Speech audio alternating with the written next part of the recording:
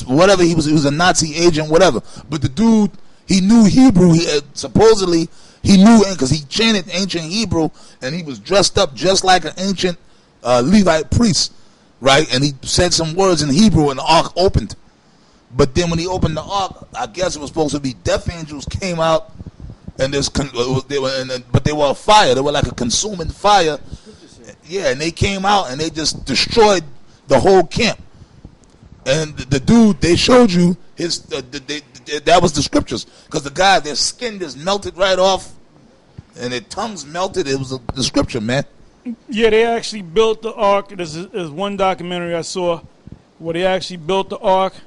They went through the specifications of what the scriptures say, and the exact specification. They actually built the ark, and it started, shaking the house, and the electricity was going off. Things started happening, so they got nervous, and they took it back apart.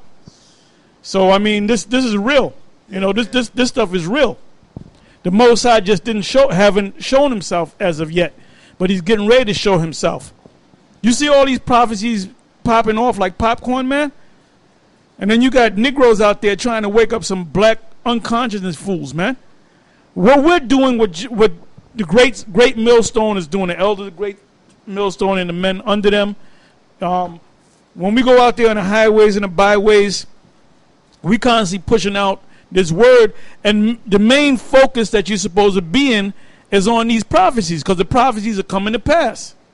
Okay? Yeah, like last night, we were watching that movie Contagion. Now that movie Contagion is heavy. I believe that came out, was it 2011, right? Yeah, someone's around there. And now look at the things that are going on right now in the news, around the world. It's something similar to what's going on there, because in that movie they show you people getting infected, and then not only just that, they show you martial law. They show you the military in the streets, military trucks driving down the street, quarantines, chaos. People are rushing the pharmacy, to get that fake ass cure. Yep. So this thing is escalating. These are things that's going to actually happen, because when people are in a panic, they don't think about, okay, well, let me just remain calm, so everybody can get what they need. Their whole mentality is being selfish. Look, I got to get this for myself. So they're all going to rush, whether it be the pharmacy, whether it be the food. They're going to think about themselves and their families. It's going to be over with. It's going to be over with, man. Because, like I said, they're going to cause a truck strike.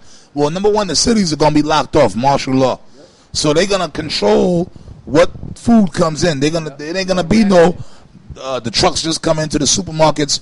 They're going to say, look, the trucks ain't coming in here, man. The trucks ain't coming in here. And then we'll bring all the food to this particular storehouse. We're going to delegate what goes out. The supermarkets are closed. Right. Matter of fact, they're going to close the supermarkets, man. They're going to close them supermarkets, and then they're going to have the food come to their own form of storehouses. Right, and they're going to delegate or ration out what food, who gets what. And I'm going to just say this, man. Now, in that movie Contagion, they also showed you Matt Damon was in that movie, right? Yep. And he had his daughter, his wife dropped dead because she so-called cheated on him. Yep. So she caught the disease and died, which was good anyway. But he was trying to spare him and his daughter's life. Next door, they show people running up in people's houses, killing them, and taking their goods. That's coming, man. I'm going to say this, man. And for you so-called women out here, the party is over for y'all, man. These last couple of hours, I'm going to say, this is the last couple of hours for you so-called women to walk around here the way you are. With that, what's the word, putting on them airs and that haughty look, that haughty, pompous attitude that you women have. This is the last couple of hours, man. Yeah, because what you did, you got it. When all hell breaks loose, we're going to look at you sideways, man. Yeah. Unless you look good. Only reason why we're going to deal with you is if you look good and we're going to get some pussy. And I'm telling it just like it is, man. Oh, man. That's the only reason why we're going to deal with you, all right? Because you ain't got nothing else for us. You can't cook. You can't fucking clean. So you can't do nothing. So the only reason if you in Esau's house, because we're going to take Esau's house and we're going to be living up in there, and then we're going to pop you, all right? And then if you buck up, we're going to give you the boot, all right? Yeah, that's right, man. And the thing is, too, most of you women are going to be assed out because you ain't going to be able to take a shower. You ain't going to be able to because a lot of you women are just fake and phony, man. Yep. All right? If you don't put no makeup on or nothing like that, you look like all hell, man. Yep. You got all kind of fucking potholes in your face. You know, you got to put loads of deodorant on and stuff like that. You got to, so imagine, you going to look like hell when this thing break forth, man. Actually, to kill you is going to be, you're going to be begging for us to put you out of your misery, man. Yep. All right? We ain't going to want you funky-ass bitches, man. All right? Like the elder said, if anything, we going to go to them Edomites kicking their door, kill and take their little dainty little cracker bitches, and because they're going to be maintained somewhat, and then we're going to have our way with them. Okay? And that's what the scriptures tell you in the book of Isaiah. You know? Yeah.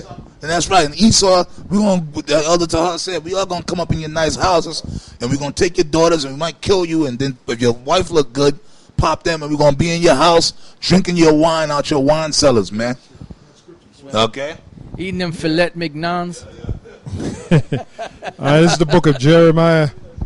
Jeremiah, the 4th chapter, the 30th verse. And when thou art spoiled, what wilt thou do? This is referring to you so-called black women, you women of the tribes. What wilt thou do? Though thou clothest thyself with crimson, though thou deckest thee with ornaments of gold, though thou rentest thy face with painting. That's talking about the makeup. The makeup that you put on your face. It says, though thou rentest thy face, and rent means to tear. So here it is, a lot of you women, man, the Lord bless you with a beautiful complexion, and you ruin it by putting on that cheap-ass makeup. Yeah. You know? Get all them bumps on your face. Then you get all them bumps on your face, and you say, what happened? What happened is you put that cheap-ass makeup on your face. That's what happened. And you cake it on, too. And the scriptures speak about a whore is known by her eyelids. Meaning you women that wear that heavy eye makeup around your eyes, that's a sign of a whore. So if you didn't know it, you know it now. That's according to the Apocrypha. It says, though thou deckest thee with ornaments of gold, though thou rentest thy face with painting, that's makeup, in vain shalt thou make thyself fair. It's talking to you women. Thy lovers will despise thee, they will seek thy life. Yeah, that's them white men on Wall Street that you get dolled up to go down there and shit. And then you work overtime, and we know what the overtime is all about. Hey, we're going to kick a lot of you fucking black-ass hoes. You stupid niggas that put up these black women as gods, like that clown, what's his name, Natural Fruity Tooty Tahuti. Nigga, you ain't never coming out, man. Them nigga, your buddies in the black conscious community, they don't give a fuck about you, man. You know, they ain't man, I ain't giving this nigga no money. I give him $2. I give him $2, man. Yeah. Hey, give me the tally, man. Just like a month and a half, they had a tally to try to get this nigga out of jail. And as of 2 days ago, it was $685. Let's see if somebody had put. And the week prior to that, it was $675. So, and the total is. $685 still. It's what's the goal? The goal is $25,000. You know what we're gonna do? We're gonna have a telethon. We're gonna have an actual. We're gonna get Jerry Lewis. We're gonna get Jerry Lewis, and we're gonna have a telethon to try to get that money up. Now, if we can get Jerry Lewis, man, and we'll get that money, man. You know what I'm saying? Then you'd be saying Jerry Lewis is God. You know? But the black woman. I mean, how much of that did the black woman give? I thought they were supposed to be God. Nigga, now you're fucking lingering in prison, man. Now you're rotting in prison. Check it out. $685 raised by 17 donors in 2 months. Read that again. $685 raised by 17 donors in 2 months. So you ain't getting out, my man. You're not getting out.